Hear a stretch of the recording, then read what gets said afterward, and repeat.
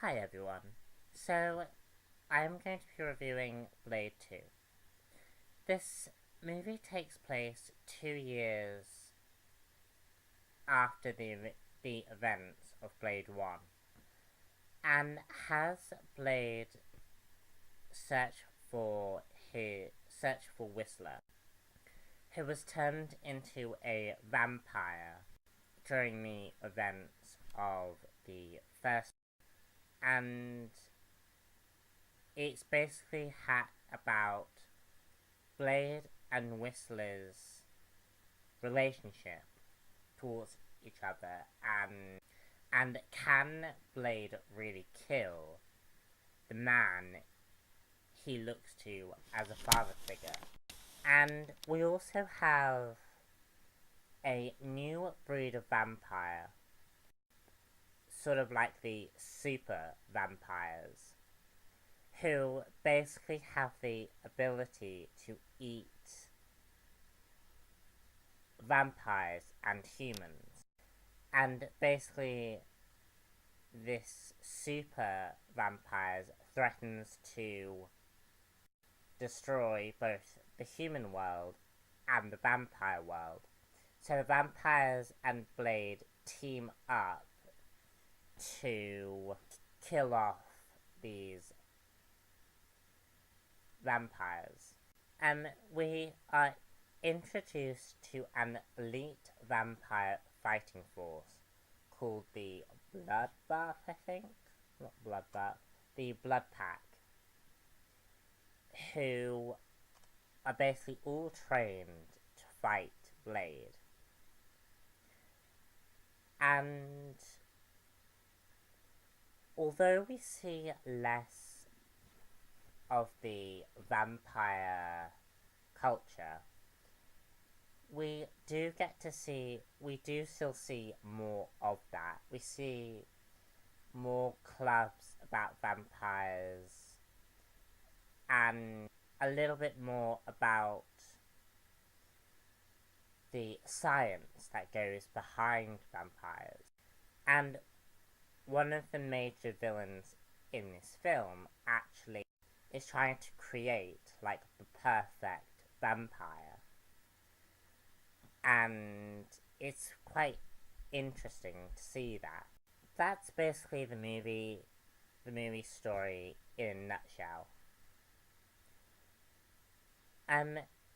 Blade and Whistler's relationship is really expanded upon in this film, and we get to see how Blade and Whistler first met, and Blade really isn't sure if he can trust Whistler. And you can just see on Whistler's face that hurts him because Whistler feels like he is a victim, and he is a victim of the vampires. And Blade just is not sure whether he can trust his friend who has been missing for a year. And also Whistler has to adjust to the fact that whilst he's been gone, Blade has been doing things, and Blade meets a man called Scud, who basically creates all the Blade's weapons that Whistler used to do. And it's quite amusing because Whistler and Scud basically have this rivalry in the film. And I also liked the princess vampire in this film, and her name is called Nysa. Anyway, Nysa,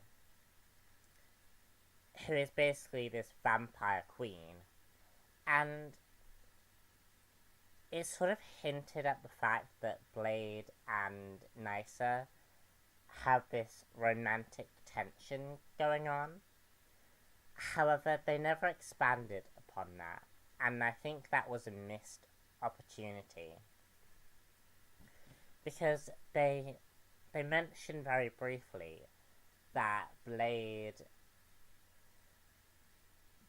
in the first film was fighting off his very nature, and we see in this film he starts using some of his nature with Nysa, and uses his blood to feed her, and they really start this sort of a could-be romantic interest that I don't feel ever pays off in the end. And I do sort of resent what is a very good film for that. Also, we continue with the themes of pure blood and turned vampires battling each other, and we still have that prejudice, and is a very good sequel to the film because of that. Blade 2 does a very good job at expanding upon the ideas of its prequel, and just all around great film, and has a lot more action in this film, and they introduced a CGI aspect of the film, which just made it more realistic that Blade is a vampire with these abilities, and yet still keeps to the tone of the first film. So yeah, just a wonderful film, and I urge you all to give both the prequel and this movie a try. Thank you for listening to me, and I shall see you all later. If you have any comments about the film, please don't hesitate to leave a comment, and subscribe for more videos coming very soon. Bye!